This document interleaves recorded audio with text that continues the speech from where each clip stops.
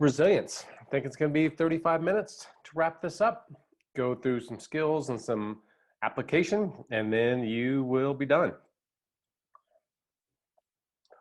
First off, a definition. So the ability to survive, cope, and flourish through challenging circumstances. The reason why it's in three parts is because we often experience challenge in three different time frames. One is that immediate time frame where all hands or all our resources are there. We may be really overactivated, just trying to get through that moment, surviving it. As we move through where we were highly activated or that threat environment, we can start to see the impacts of our habits, which are our coping skills that allow us to down regulate and maybe start to process what has gone on, and then to flourish. And so this is the process where we're going to bring in the skills that we're going to learn in this class so that we can actually grow through challenging circumstances. So it's a dynamic process, and I feel like it's helpful to think about it in three different modes in a way, because we're going to bring different skill sets and we're going to think about moving forward and building our resilience in these three different kind of time frames. Along those lines, I'd like to really emphasize that resilience is a process of moving through things versus bouncing back. And this comes into that growth and flourishing part of it. So we are not the same people we were 5 years ago, nor will we be in 5 years. That's evident that we're changed by our circumstances and the events in our lives. A challenging circumstance or something that really activates us or stresses us out is going to have that same impact. And so we move through our life, and if we're focusing on healthy ways to integrate our experiences into our lives, understanding that we're always going to be changed, but that our choices allow us to be changed for the better or in more productive ways, then I think we have a more healthy and realistic view of how human beings respond to challenging environments. So we're moving through, we're not just bouncing back and the same old person we are. Focus on where we want to be in the future. That comes to the fact that resilience is endurance with direction, which means that we're more likely to get where we want to be when we have a better understanding and a clearer picture of what that is. So why are we doing this? And I would say this is looking at those mental health statistics of the fire service, where our PTSD is higher, suicides getting us the worst, anxiety, depression, all those things are more prevalent in the fire service than that. And then now I want you to think about a couple of things. Take your choice. Either if you are in a family, so you're a partner, whether or not you have kids, it's like, how do you want to show up for that partner that you have, husband, wife, whatever, and your children if you have them? Or if that doesn't resonate with you particularly, think about like how we would like or how you would like an early firefighter to end up at the end of our career. We don't want to end up as like burned out husks of human beings. And so when we have this idea that we want to be getting at the end of our career still healthy, in the ways our physical, mental, and social health is still robust, and that we're flourishing, when we have that as a mindset and as a goal, we're more likely to get there. So why are you enduring through this? And better, instead of enduring it and just surviving it, let's talk about thriving or flourishing at the end of our careers. And then resilience requires responsibility. So we have to just accept, and that's hard at times, believe me, to accept both the good and the bad consequences of our actions. But back to this, integrating ourselves into a better self, how we react in every little moment impacts our trajectory through this process. And that's where it's more productive to have your focus is, where are you now? That's very good. And then how are you going to respond to that in the future? That is what's going to impact your future days and the quality of your future life more than anything else. A couple of underlying traits of very resilient people is the capacity to have honest appraisal of themselves. So what are their strengths, but also what are their weaknesses, and also a really good understanding of how we operate, what drives our behavior. The better understanding and the more honest we are about that, the more we are able to bring specific effective action to any given circumstance. And so this is the difference between surgery with a scalpel or even a laser scalpel and surgery with a big heavy hunting knife. The more precise we are, the more knowledgeable we are, the less energy and effort it takes to bring change. So we want to develop this capacity of accepting ourselves for who we are. And when we do that, we actually can have a better understanding and greater connection with other people. So as we see ourselves very often in a healthy way as nuanced people that have a lot of stuff going on, the more that we can see others with that, the greater that's going to foster connection, which once again is one of those key skills and or traits that resilient people have. And then the more honest we are about just our circumstances, what we're truly facing. So that's without seeing it too rosy, but also not seeing it too bleak. It's just being honest about the circumstances that we are in. Then we're more likely to be able to take effective action, not be overreactive in it. So an honest appraisal of ourselves, of others, and our circumstances. And then this is reflective in the Serenity Prayer, but this healthy notion of control is that we don't control a lot of the stuff that goes on in our daily life, whether from the weather or the traffic, or whether your favorite sports team won, or the medical expense that's coming, many, many things. In fact, most things that happen in our lives are beyond our control. And so we want to be very astute and develop the discipline to pay attention to the things that we do control and take action there. What do we control? Mostly are where we direct our attention and our thoughts on our head, and very little else can we actually control and predict. But we have a huge amount of power in that, because where we direct our attention impacts our mindset. You know, our thoughts on our head impact how we react in the future, and that drives our trajectory of our life. So what do we control? And then get very good about taking action about those things that you can control, and doing your best to accept and move beyond the things that you don't control. Those are two of the underlying traits of resilient people. All right, so you've seen the stress continuum. There's going to be a worksheet that you can print out to use the stress continuum, just to get some reps through it. But how do we use that to build resilience in ourselves and our communities? And really, when we're talking about resilience, people were bending the curve on the prevalence of suicide and mental illness and the development of post-traumatic stress disorder. So how do we use that as a tool to improve our own mental health and that of our people around us in our community? So first off that we do is that use it to develop a self-assessment. So what do you look like? What is the picture of you at your best, when you're flourishing, when you're a little bit stressed out, when you're very stressed out, so to speak, or highly activated, and then when you're in the red. So just by getting in the habit of doing that and viewing ourselves non-judgmentally and more objectively, if we can, what does that look like?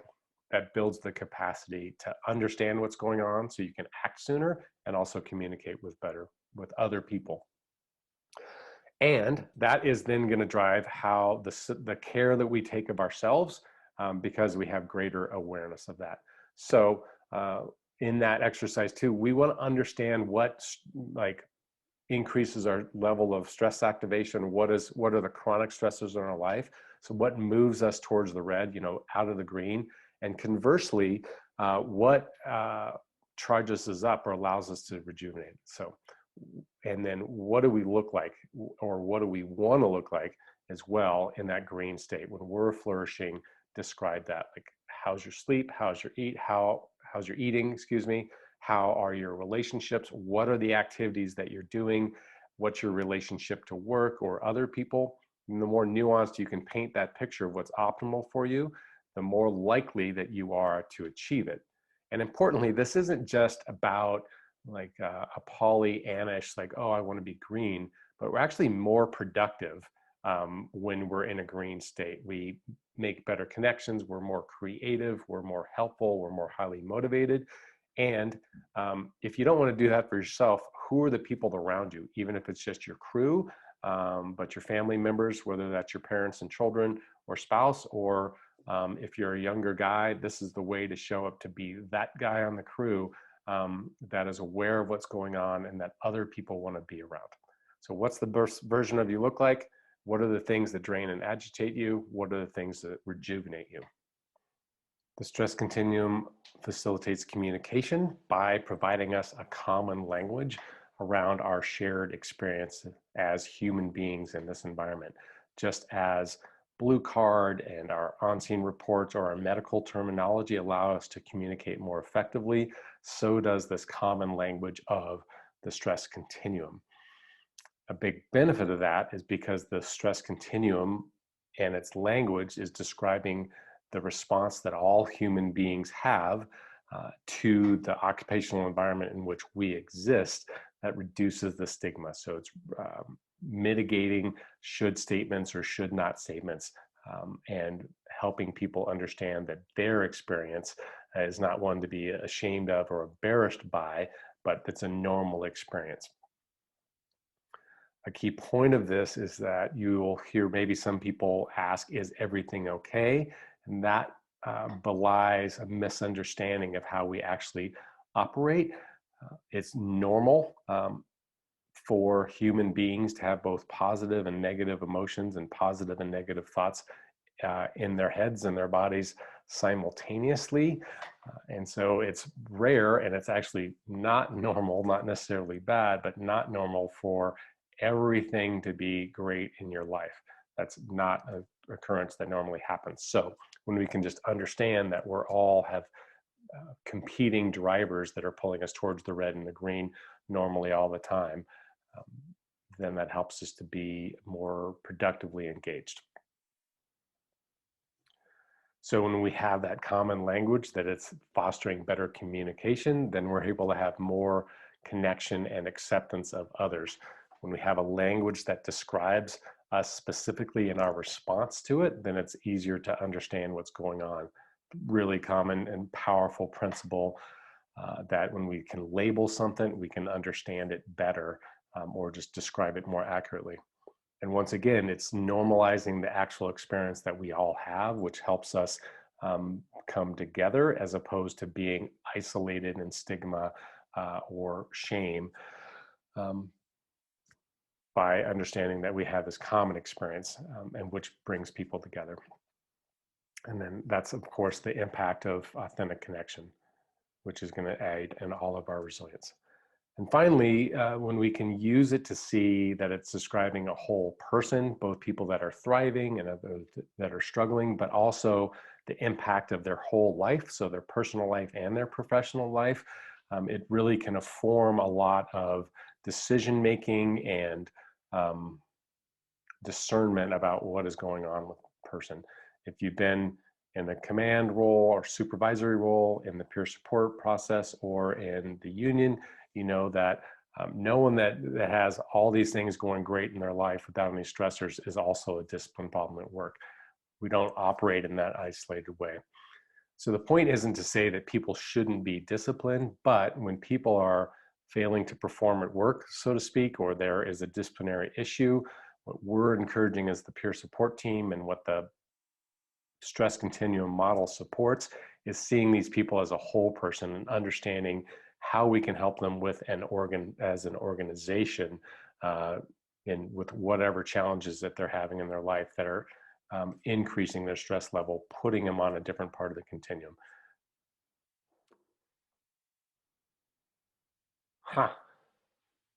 Don't know where it happened. So moving to the green, just simple steps that we can take to decrease stress in our life in general and increase the amount of like effective action that we can take is focus on the task at hand. So when we focus on things, one, that decreases our stress levels over multitasking for one, but it also allows us to be productive, to get things done and move things down the road. So it's good mental hygiene and good workwear to focus on what's in front of us, to the exclusion of other things that we can't control. Really, another good process management thing is break problems into manageable chunks. I think why this is in a presentation about resilience is one of the things, a common frame of mind that can happen is catastrophizing, where letting your brain run away with itself into all of the bad things that could happen. So we want to just avoid that by breaking things into manageable chunk and moving it down the road. And then really importantly, we want to identify and nurture those systems of support and the recharge activities that we have. So our family systems, realize how powerful they are, the way in which they can get the most from us. So how we're showing up, but how we get the most from them, and just understand that being thoughtful and purposeful about how we address those and nurture them is important. And then being really clear and getting creative and scheduling, very importantly, activities that allow us to recharge, to feel reinvigorated, to rest, but being purposeful about identifying them, scheduling time to do them. And then maintain a healthy lifestyle. So as I've said before, our health is supported or made up of three factors, which is our physical, biological health, our mental health, and our social health. And so we want to be identifying the best habits and behaviors for us to maintain that and then follow them. Briefly though, when it comes to physical health, for example, and actually mental health too, is that we all need to sleep. Most of us need between 7 and 9 hours of sleep a night. If you're not getting that, instead of just saying, that's how I do it, I operate that well like that, I would encourage you to examine that and see if you set aside the time and for that 8 hours of sleep a night, just to shoot as a target how you actually felt, and maybe even get a journal and record what your state of mind was, how it was different when you were sleeping more. We all need to move our bodies. Some people love to exercise vigorously in many different ways. Other people don't like to exercise. What is true of all of us, though, is we evolved these bodies that we live in to be moved for a lot of reasons, but at the very least, we need to be walking somewhat vigorously, best if it can be outside when possible, multiple times a week. And think of ways in which to decrease the amount of sedentary time in your life. So less time in the lazy boys, less time sitting at your desk when possible, stand up if you can and move, because that's how we evolved. I just want to say one thing, given our climate of the political climate and the differences in political philosophies that exist within our organization. So whether you like to watch Fox News or whether you like to watch MSNBC or whatever your channel is sitting still for a long period of time, ingesting information from the TV news about all of the things that are going wrong or are potential threats is probably one of the most damaging things that we can do for ourselves, for our long-term stress, and even creating acute stress in our life. So I cannot think of a situation that's more injurious, where we're not moving our body for long periods of time and we're being stimulated, and our threat receptors in our brain are being stimulated with all of the bad things that have happened or the bad things that could happen. So I think if people did one thing in the firehouse to actually make their health better, it would be to spend less time in the lazy boys and way less time watching the televised news. Finally, what are we ingesting? So that was something we're ingesting psychologically, but what else are we ingesting? Short story is that the less processed food we eat, the better. The closer it is to whole vegetables and fruit and nuts and seeds and meat, the better off we are in our body, the more nutrients we get out of it. I'm not going to go into, say, a Whole30 or a Zone or anything like that, but avoid processed stuff. We really only need whole foods and water to exist. All of the other things that we add are really just adding to the load that our body has to deal with, and that includes sugar, stimulants like caffeine, tobacco for sure is a toxic, is toxic, and alcohol. Um, it is fine to relax, but there's really no health benefit to alcohol. I enjoy a drink. I'm not saying be a teetotaler. However, it has a lot of effects on how we sleep, on our mood and whatnot, and it's a kind of an insidious masking thing that we frequently use and see in the fire service and emergency services that gets overused. So just be really cognizant and purposeful about what you put in your body.